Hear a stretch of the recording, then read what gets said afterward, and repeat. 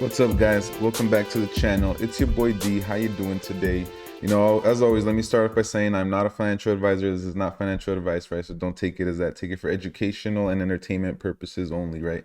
So first off, you know, big shout out to my friend. A big thank you to my friend Kaylee. She got me this for Christmas, right? I hadn't seen her in a minute, and I saw her this past weekend, and yeah, she gave me the sweater, right? So she knows I love Juice World, right? And it's funny because for Christmas I got her a Juice World shirt too. So we just both like we like his music. So but R.I.P. to him, right? Rest in peace for sure. Today, guys, you know, I'm not here to really just pump you guys up or just tell you that like the squeeze is gonna happen tomorrow or anything like that, right?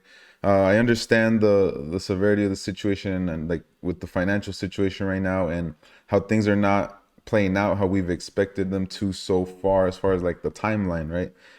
But that's why, you know, I'm not a financial advisor, like I remind you guys, but right now, guys, if I were to give you a tip, right, is like this is not a market for beginners. This is not for like a new investor to just come in and start saying like, oh, I'm gonna make a bunch of money, right? Like when you really don't know what's going on or how most of the things work. This is not the same market that we were in a year ago, right? Like literally a year ago. There is the complete opposite. There's no more, you know, stimulus. There's no more free money being pumped out and things like that, right?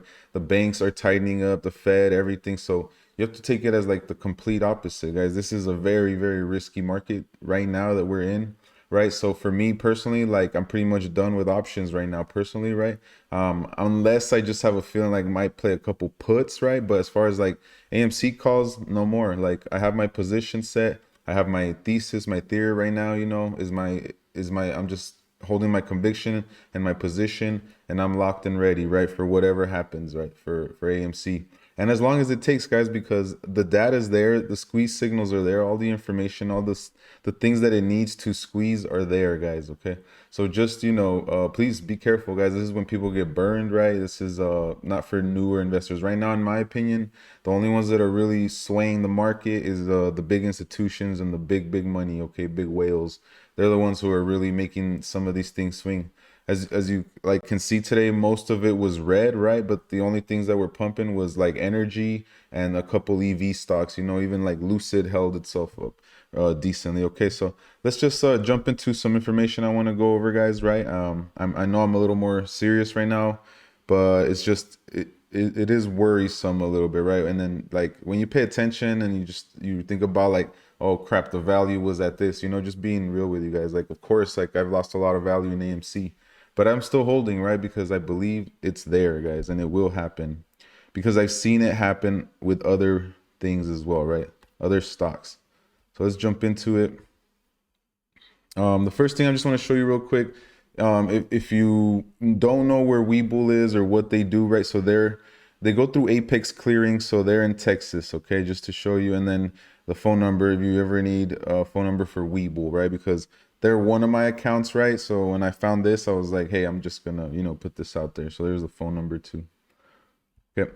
And let's go just to make sure you have everything prepped, right? For in case this happens, right? Any day that we don't expect it to in reality, because all the dates have failed, right? Anybody who's really called dates has failed. And this is just where we're at, guys. This is the daily chart. It's not looking good right now, right? I put the Bollinger Bands here. They're not necessarily that tight right now, right? But when they get tighter, it implies that volatility is coming, right? And then I told you guys about this block too, this square here. So it's a demand zone. It's like where we bounced off of. Let me extend it. And we're right there again, okay? Testing it right now. That's just, what I noticed. I thought it was going to be a double bottom. Now it's a triple. And this is the fourth time that it's coming to test this zone here, all right? And but still, to me, it goes back to last week in the earnings. And it's like, if there's only 10% of the shares left, that's what supposedly is left. Then how are they able to move the price like this, right? That's what doesn't never make sense to me, right? So that's just, I'm going to show you real quick. I know that it looks bad. It's bloody. But it broke, when it got rejected off here. Now we got rejected all the way down here, right? And we're coming, like I said, to the end of the triangle. And that's also what, the lines right here look. We were looking pretty good when we were bouncing off of here. But right now, guys, just, you know, my honest opinion, we could see more downside for AMC, right? Right now, especially with the fear and the way the markets are moving, the only thing, like I said, that is hot is the energy. So let's go to um, CEI, right? CEI had a hell of a day. They have to do with oil, right? But this is what I'm trying to just compare. I know like AMC is a theater and they're in oil. Like the only thing they have in common is they're in the stock market, right? But it also just, this is why I hold, right? This is why I know that anything could happen. I mean, this thing was up like 80 some percent at the peak, right? And then the Bollinger Bands here, this is what told you it got tight. And then guess what? There was an explosion to the upside. And there can be an explosion to the upside or the downside, right? But in this case, it was to the upside and it made it all the way back to this previous level of resistance and support, right? So right now, the only way this will continue is if there's the same volume, right? It needs to continue with the same volume. But what really just, you know, pisses me off a lot and just like doesn't make sense to me is that look at the volume, 626 million shares, right, is the volume for the day, which is the buys and the sells for the day. But there's only 250 million shares total outstanding, right? So how do you have double? Because I'm sure there's people out there that are holding shares, right? Not just trading it. There was also a lot of people that probably came in and traded this, but it was up what, 66% for the day, guys, right, in one day. But that's what makes people say like that the market is rigged, that you know they print synthetics and that you know they cheat when things are running and stuff like that, right? Look, there's only supposed to be 250 million shares, but the volume today alone 626 million. That's just madness, right? And then I pulled this up too because I want to point some things out here that look at how long, like this company, right? Shorted, had a horrible just downtrend. And then one day, like from February 16th till March 2nd, March 9th, it went from $113 at the low to $1,400 at the peak, guys, right? In the matter of like a week, right? So that was definitely a short squeeze, right? Even here too, this part right here went from $7 all the way to $185, guys, right? In just a matter of days because it was a short squeeze, right? And like I said today, I mean, it went up 88% at the peak, right? And it's an energy company, right? And I'm just saying that, you know, nobody knows. Like this thing has been, with AMC, has been just shorted so long now, guys, since our peak, right? Because they had to stop it and they just kept shorting it and shorting it and shorting it. That one day that pressure has to be relieved. All right, that's just my opinion, guys. That's what I believe, because that's just how I've seen other stocks work as well. So I have that base too, right? So let's move on. Just, you know, something funny, something crazy, right? That like I just want to connect. Guess who lost money today, right? They have puts here. Look at this. This is on CEI, right?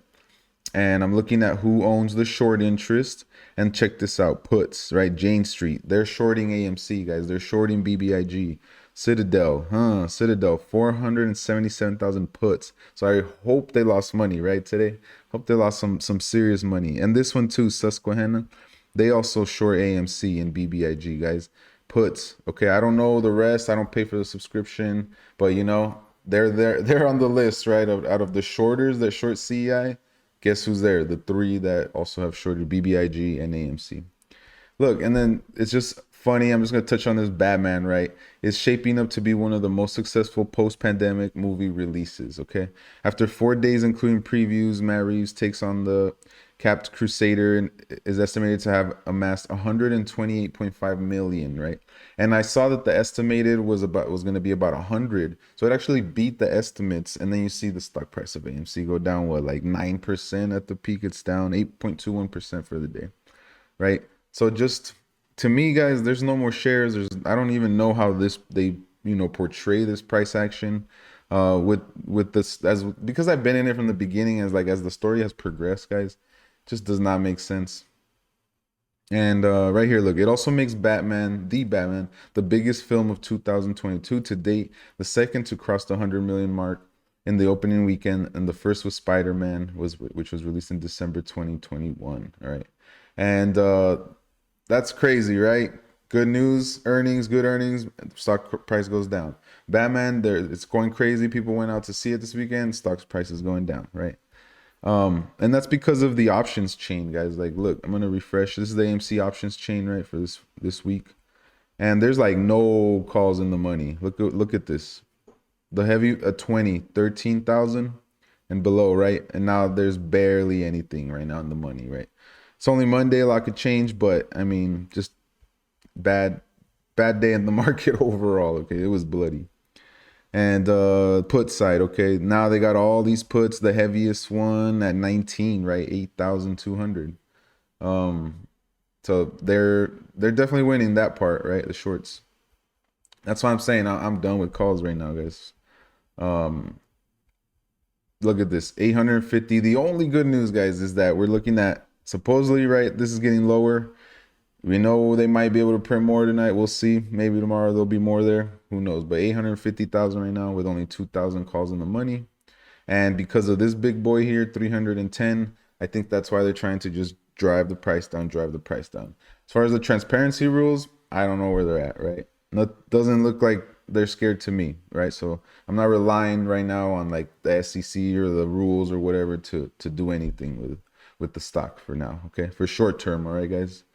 So we find out more information. This is the SPY 10-minute chart. Just been in a constant downtrend, guys. Even there was even a gap, right? It got filled, but then it just completely crashed down, right? So that's the SPY.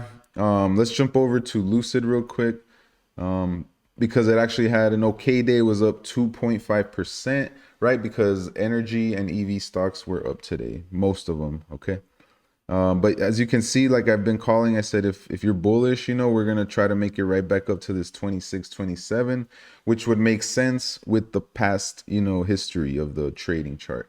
This is what the story has been, right? That's what the chart tells you.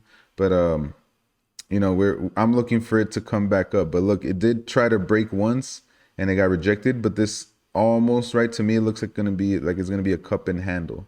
The same story continues, right, for the week of oil and energy getting scarce and stuff like that with that narrative, guys. Then I think Lucid will be okay, right? Because now people will be looking at it like a hedge, okay? So that's the chart. That's the 2-hour chart, guys. Just a quick summary, right? You see the volatility got rejected, and if we get this cup and handle, we're gonna be all right. We're gonna be making our way back up. Now, let me touch on this article. It is quick. I like how they kind of just summarize things, right? So it's saying, in their opinion, Molly Fool today, just, why the price went up. And a week after the company provided its financial and operational update to investors, the stock popped about 8% as the market opened up. The shares remained up about 5%. When Lucid reported its fourth quarter and full year results last year, some of the new future plans was overshadowed by a cut in the company's production, right? Estimate. But with oil prices touching a 13-year high of $130 per barrel overnight, Lucid announcement is taking on more significance, right? Right now, oil is going crazy, right? They like literally, like there's some charts today of oil and gas and stuff that went up like 30, 40, 50%, guys. I mean, it's nuts. Investors already know that the Saudi Arabia's sovereign wealth fund was a majority shareholder in Lucid prior to last week's report, but Lucid also informed investors it now has plans to build its second factory and its first outside the U.S. in Saudi Arabia. The project will begin construction in the first half of this year. Ooh, that's good news, guys. I did not know it was going to be that soon, right, to start it. And they're working with the Ministry and the Investment of Saudi Arabia and other Saudi agencies to build a part of the plant that will first be used to assemble vehicle kits that will be pre-manufactured at the company's Arizona plant, and then it intends to eventually produce as many as 150,000 complete vehicles per year at the new plant. However, having a strong relationship with the Saudi Arabian authorities could pay dividends down the road, right? Another good news, right? They're not paying dividends right now, but there's some companies that in the market, right, they'll pay you a little kickback, right, for holding the shares, right? So, and it's a different percentage, based on the company. And high oil prices should also help Lucid in certain ways. Consumers should be more attracted to EVs if gasoline prices are high. That would help EV companies like Lucid grow more quickly, right? And though Saudi Arabia is working toward decarbonization and increasing use of renewable energy, high oil prices will continue to enrich the nation. Jeez. So they're playing both sides, right? That wealth could end up benefiting Lucid as Saudi's Vision 2030 progresses and results in growing EV demand there, right? So it is a bullish article, right? I do like, I did learn some things, right? That's why I just wanted to put out there for the Lucid people. But yeah, guys, that's what I got for y'all today. Nothing, you know, super sweet or super happy, right? A lot of volatility, and I can't just, you know, be putting this like just fake positive just energy out there when I'm not feeling it right now today. You know, unfortunately, it was a bloody day, and the market has good days, bad days. You know, you got to ride it out. That's why, you know, it's good to not put more in there than you're willing to lose, right? Because things can change fast, right? It's not the same market, guys, right? That's just my point. I just want y'all to be careful with your plays right now. But like I said, I'm holding what I got right now, and we'll have to see what happens, all right? Because we don't know, obviously, when they're gonna cover, what's gonna make them cover. We just know that when they do cover, AMC is going to the moon, baby. Yeah, and that's how we got. Later.